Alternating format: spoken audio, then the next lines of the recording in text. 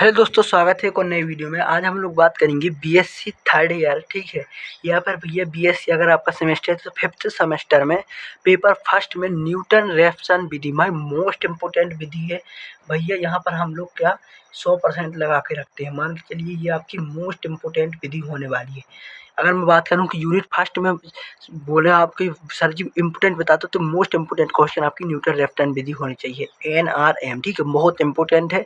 इस विधि के बारे में हम लोग जानेंगे कि सूत्र आपको ये दे रखा है और क्वेश्चन दे रखा है किस प्रकार सॉल्व करना है, उस बारे में हम लोग जानेंगे। तो वीडियो पसंद आए तो लाइक जरूर से कर दें और चैनल में नए हो तो चैनल को सब्सक्राइब कर दें। चलिए स्टार्ट करते हैं। सबसे पहले इसका सूत्र देख लेते हैं भाई। यहाँ पर बहुत सारी विधियाँ हैं। सबसे पहले न्यूटन रेफसन विधि, ठीक है, रामानुजन विधि है और रेफसन विधि, बहुत सारी विधियाँ हैं जो हम आपको आगे बताएंगे। तो चैनल को सब्सक्राइब कर लें, बेल आइकन को ऑन करें ताकि सबसे पहले आपके पास वीडियो पहुँच सके। सूत्र क्या है इसका?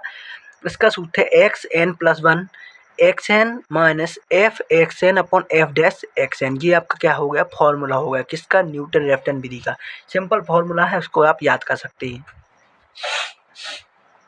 हमको प्रश्न दिया है एफ एक्स बराबर कर दिया है एक्स की घात 4 minus x minus 10 equal to 0 को न्यूटन रेफसन विधि से हल कीजिए या फिर इसके हल ज्ञात कीजिए, कुछ भी आ सकता है। ठीक है, सबसे पहले हल डाल के हमने माना भाई। देखिए स्टेप बाय स्टेप हमने लिखा है, इसी प्रकार आपको पेपर में लिख के आना, पूरे नंबर मिलेगी। सबसे पहले एफ एक्स बराबर हमने माना जी, हमको दिया है जो एक्स की पावर 4 माइनस एक्स माइनस 10, इसको समीकरण 1।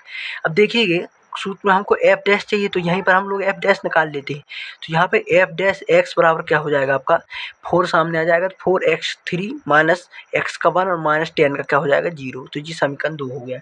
अब हम जानते हैं, भले नहीं जानते हो पर लिख रहे हैं ना, हम जानते हैं ये पूरा फॉर्मूला लिख दिए। ठीक है, इसको समीकरण 3 मान दिए। और समीकरण 1 से समीकरण 1 क्या है भैया? ये है। समीकरण 1 से हम लोग क्या करेंगे? सबसे पहले समीकरण 1 में जो हमारा जी है समीकरण, इसमें x की यहाँ 0 रखेंगे, फिर x की यहाँ 1 रखेंगे, x की यहाँ 2 रखेंगे। तो आप लोग बड़े हो चुके हैं तो सिंपल हम लोग रखेंगे x की यहाँ 0 f0, तो क्या आ जाएगा? -10। ठीक है, तो ये क्या हो गया हमारा? माइनस मतलब नेगेटिव आया है। 1 रखेंगे तो भी नेगेटिव आ रहा है। संख्या से मतलब नहीं, हमको देखना है नेगेटिव पॉजिटिव। 2 रखेंगे तो पॉजिटिव आ रहा है, 3 रखेंगे तो पॉजिटिव आ रहा है। ठीक है, अब देखिए यहाँ पर हमें कौन सा चीज़ लेनी है? जहाँ पर भैया हमारा चिन्ह बदलने लगे, माइनस आ रहा था यहाँ पर प्लस हो गया, मतलब कि 1 और 2, एक माइनस था दूसरा प्लस था, माइनस प्लस हमको लेना है तो यहाँ पर लेंगे। इसलिए F1 into F2 less than होगा 0 से। ये हमको कंडीशन लिखनी होती है इसके बाद। ठीक है, कि भैया 0 से दोनों छोटे हों। ठीक है, ये 10 और 4 -14 हो जाएंगे, 0 से छोटे हैं। ठीक, तो यहाँ तक आपका सॉल्व हो गया है। स्टेप बाय स्टेप देखते चलिए। अब हम लोग आगे लिखेंगे, अतः समीकरण का हल क्या हो जाएगा? 1 और 2 हो जाएगा। 1 और 2 हमारे क्या हो गए? समीकरण के बीच हल होगा। अब x बराबर 1.5 कहाँ से मान लिया सर आपने? तो भैया कहीं से नहीं माना, देखिए यहीं से माना है। हम आपको बताते हैं। x 0 की जगह आप लोग क्या क्या रख सकते हैं? देखिए फर्स्ट संख्या रख सकते हैं कोई भी। यहाँ पर समझिएगा, ये आपकी बिंदु है ABC। अब यहाँ पर भैया यहाँ पर आपका क्या होगा? ये आपका पॉजिटिव होगा, ये नेगेटिव होगा, ये 0 होगा। तो आप मान कौन से? एक ये मान रख सकते हैं जो हमारा 1 आया, या फिर ये रख सकते हैं जो हमारा 2 आया। ठीक है, इसके बीच में आया है यहाँ पर। और या फिर हम लोग 1.5 रख सकते हैं। तो 1.5 मेरी हमारी ये मैं आपको ये दे रहा हूँ सजेस्ट कि भैया 1.5 रखिएगा। देखिए यहाँ से अगर आप लोग चलेंगे, मान के चलिए कोई बिंदु आपका यहाँ पर है, अगर आप लोग यहाँ से चलेंगे तो जल्दी पहुँच जाएंगे, लेकिन अगर यहाँ से चलेंगे तो लेट पहुँचेंगे, है ना? तो भैया लेकिन हमको तो पता नहीं भाई, हम तो कोई गणतज्ञ नहीं कि पता नहीं कौन सा बिंदु हमको नज़दीक है। नज़दीक बिंदु चाहिए सन्निष्ठ, तो हम लोग बीच का मानेंगे। तो भैया बिंदु यहाँ हो या यहाँ हो, जिससे भी हो इनसे तो पास ही पड़ेगा, तो इसीलिए हमने 1.5 माना। और कैलकुलेशन की बात रही तो कैलकुलेटर आपको ले जाने मिल जाएगा पेपर में। अब इसका फॉर्मूला सिंपल होता है x1 x0 minus F x0 upon F dash x0। ठीक है, तो x0 का मान 1.5, f 1.5 माइनस में एफ डैश 1.5 रखेंगे। f 1.5 का मतलब क्या हो गया? जो आपका समीकरण 1 था, यहाँ पर x की यहाँ का रखना है 1.5। तो हम लोग कैलकुलेटर से सिंपल इसको सॉल्व करेंगे। भाई आप लोग भी सॉल्व कर सकते हैं। तो ये मान रखेंगे तो क्या आ जाएगा? -6.4375। ठीक है, बटे इसको सॉल्व करेंगे तो 12.5 प्लस में।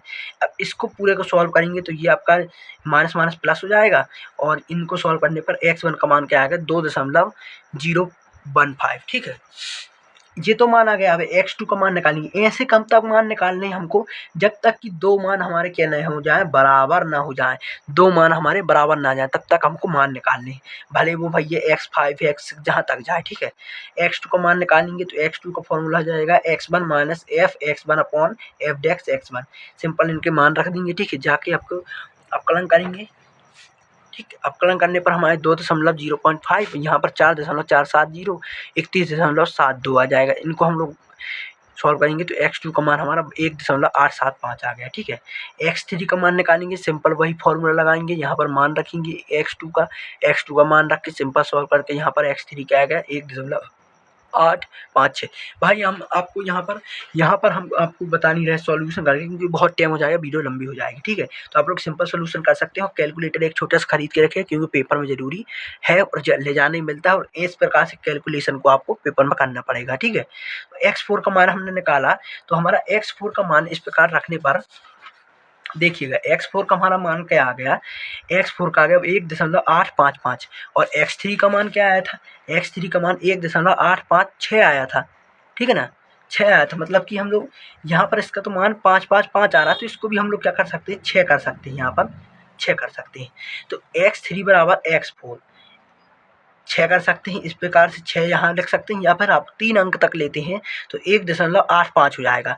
तो 1.85 यहाँ भी है और 1.85 यहाँ भी है, दोनों चीज़ सेम आ गई। तो x3 बराबर x4 1.85, तो आंसर क्या आ जाएगा, x बराबर 1.856। ये आपका हो गया फाइनली आंसर। तो जब तक दो चीज़ बराबर न हो जाए भाई, तब तक निकालते रहें। फॉर्मूला लगा के सबसे पहले आपको मान दिया रहा, जो भी फलन दिया उसका अवकलन करके वहाँ पर पॉजिटिव नेगेटिव निकाल के दो बिंदु निकालिए, उनसे फिर सिंपल उनका मान निकालिएगा, ठीक है। एक्स उन दोनों के बीच में एक मान मानिएगा, उससे निकालते जाइए जब तक कि दो बिंदु बराबर ना जाए। तो विधि सरल है भैया, और इसका आप लोग सोल्यूशन भी बहुत सरल है, लेकिन एक बार आप लोग वीडियो देख के जाएँ, और ऐसे ही आगे क्वेश्चन हम लोग और क्वेश्चन लाएंगे इनके, तो उन क्वेश्चनों के लिए चैनल को सब्सक्राइब कर लें। Thank you.